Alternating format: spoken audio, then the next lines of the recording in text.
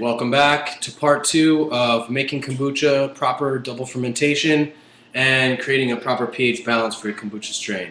In the first video I showed you how to actually grow your own and showed a few tips on double fermentation because we were in the latter process right there. Now I'm actually going to show you how to make your initial first batch of kombucha. Okay. Again, also this mother strain mushroom right here, it's kind of a dense hard mushroom, can get very thick. You can also cook and eat this. You can slice it up and stir fry it. So you can be growing consumable, healthy, probiotic mushroom fungus cultures to eat as well. So it's edible as well. You can dry it out, dehydrate it with some spices and sugars. You can make kind of like a toffee, almost like a jerky that can be dried. And there's a multitude of websites you can check out purposes, uses of kombucha, basically. So we have our 2 containers here, and we also have a few other things. So this is a Japanese green tea.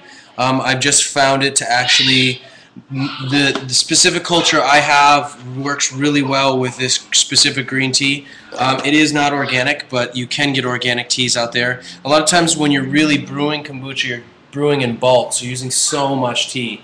But also I have a Maui brand, a natural cane sugar. You can see the crystals.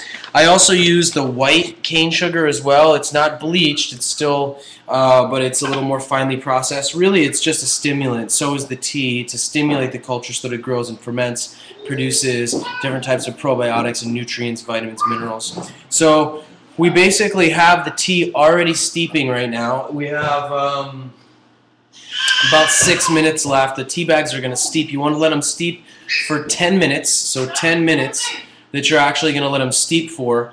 And then after that, you pull the tea bags, press out the excess, not too hard to tear the bags, obviously, and then you're going to mix in, stir in your sugar and make it completely dissolved. Now, one of the tricks I like to do, because if you made this big batch of tea and dissolve that, you'd have to wait for it to cool because it has to be room temperature when it goes into here. So what I like to do is I like to actually heat half of the water, or even less than half, like a quarter, put the tea bags in, make a tea concentrate, and then I stir in the actual sugar. Okay, so here's our 2 cups of sugar. We're going to be making, actually, this is over 2 cups. We're going to be making actually about 2.5 gallons today. So I'm going to stir this in. And then I take and I add cold water, and it ends up, as the cold water goes into the concentrated tea and sugar mixture, it starts cooling and it's room temperature by the time that we've mixed the cold and hot together, and it goes right into these containers, bada bing bada boom, and we toss it into the dark and let it sit for 5+ days and get it going. Now, we just bottled all the kombucha we had, so when you start your next batch, the day you will always get a really clean, fresh fermentation the next time. The longer you wait, the more momentum that you lose, I guess you could say. So here we go. Come with me over here.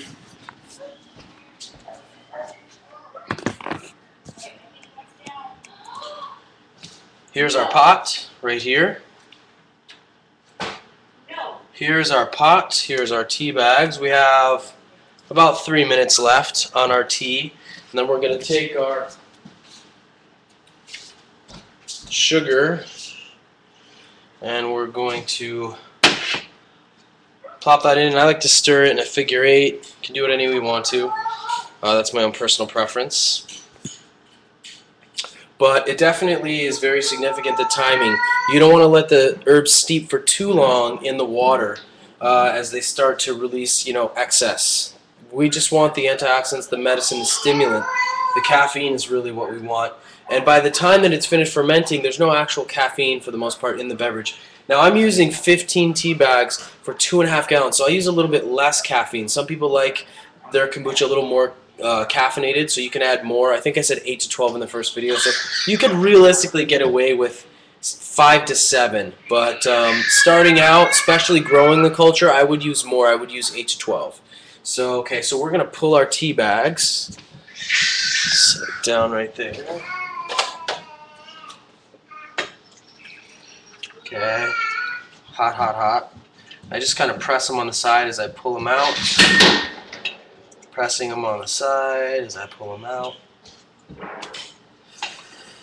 Okay, these buddies are hot. Pressing them on the side.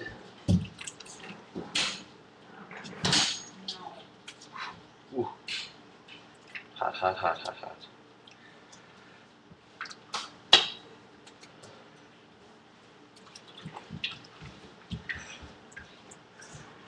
Okay, got one more hiding in there. Press on the side, there we go. Okay, so now we're going to dump our sugar in. There was some stuck to the bottom, so there we go. Got some still stuck on the bottom, just kind of swirl it. There we go. Now I'm going to stir this in a figure 8. This is key, you have to make sure that the actual crystals, specifically when you're using the crystals, the white dissolves pretty fast. The actual really more finely ground sugar, if you're going to use these actual crystals like this, cane sugar crystals, you can see they're still here. We have to make sure they're completely dissolved.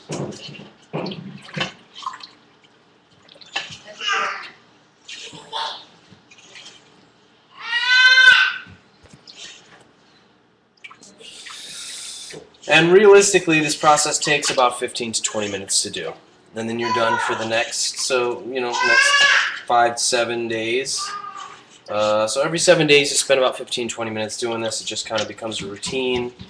It's nice to do at night because there isn't any light when you bring your big containers out. It also doesn't work so well for shooting videos to show you how to do it. So, okay, let's see. All right, so you can't see this. Try. But all of the crystals, see if I can get it under the light, all the crystals are dissolved. I'm not even going to try. Okay.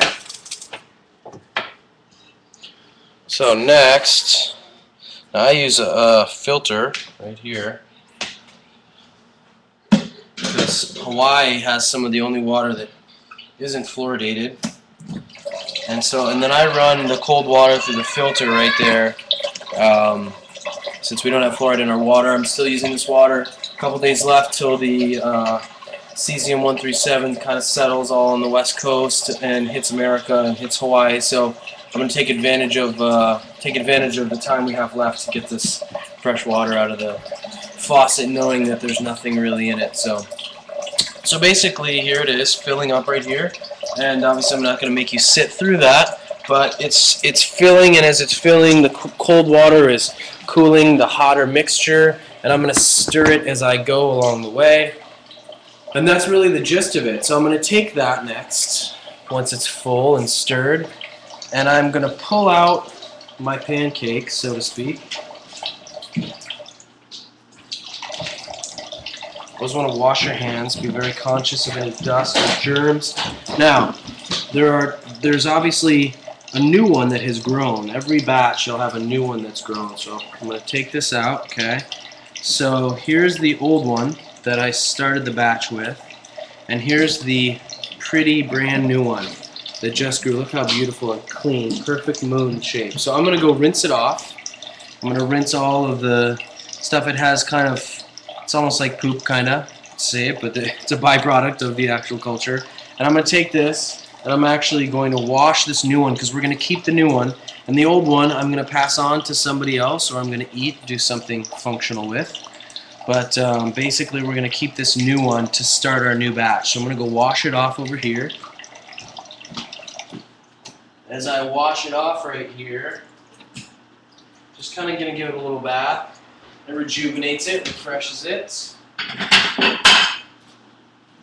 going to set it on this plate right here, and then the older one right here I'm actually going to wash too and prepare that to give to somebody else, somebody who is in need of some probiotics, or bupa as my daughter says. Don't touch that, please. Yummy poopa. Yummy boopa, that's I right. want to eat it. Yeah, you want to eat it? Okay, maybe I'll give it to my daughter because she looks like she's sizing it up. So, nonetheless, another thing I recommend in between cycles is cleaning your bottle. I'll go in and I will wipe down any excess, just kind of clean its facilities, so to speak, keep it happy. You can do it every couple or every other or every cycle if you want to. I end up cleaning it usually every cycle and just kind of wiping it down, cleaning it, so to speak, so it's nice and ready. And then next, what we're going to do is we're actually going to back away from the kombucha just for a minute, please. Back away. Thank you. Alright. So when we actually combine the water in, we're going to place the actual mother strain in last. So we're going to combine the water, we're going to mix the two together, and then finally we're going to place the SCOBY in here at the top and let it float and settle into its new bath, so to speak. And so that's really the gist of it. This water is still a little warm for my taste to actually mix into the old kombucha tea. It's definitely under 100 degrees, but it's definitely not as lukewarm. And primarily that's because you want a very big pot. I used to have like a 5-gallon, and I actually have to retrieve it from one of the events that we did. But we have this small one right now, and so what I'm actually going to end up doing is I'm going to take this, here's our mixture, and I'm going to, whoops, pour it in here.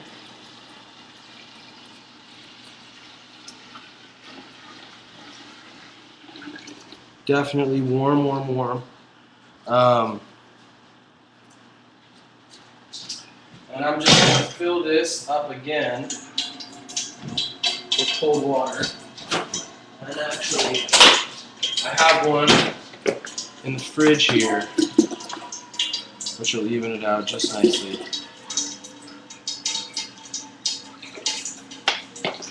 Okay. And my hands are clean, that's why I have my hands in here.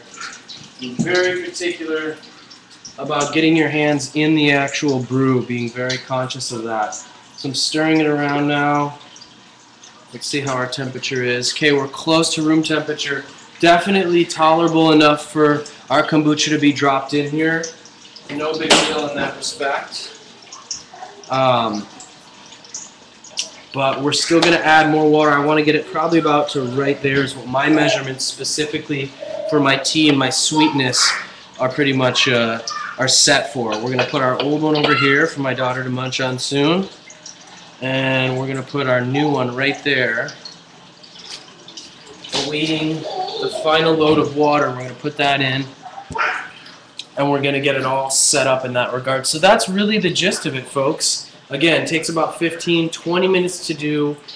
It becomes a very fun process, especially after you have your first brew and it's fermented, and you have a big stock of them in your fridge, cold, and you're bringing in new cycles. It's kind of like your own little brewery, but it's medicinal. It's healthy for you, healthy for your skin, hair, nails, all kinds of health benefits for digestion. You name it, really. Anti-inflammatory, the ultimate hangover recovery drink, ultimate workout drink with electrolytes.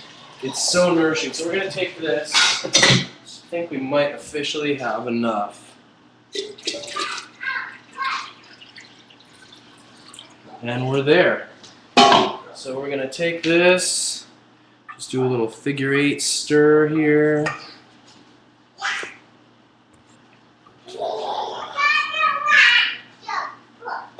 And we're going to take our kombucha mushroom, and we're just going to slide it in. Now sometimes they sink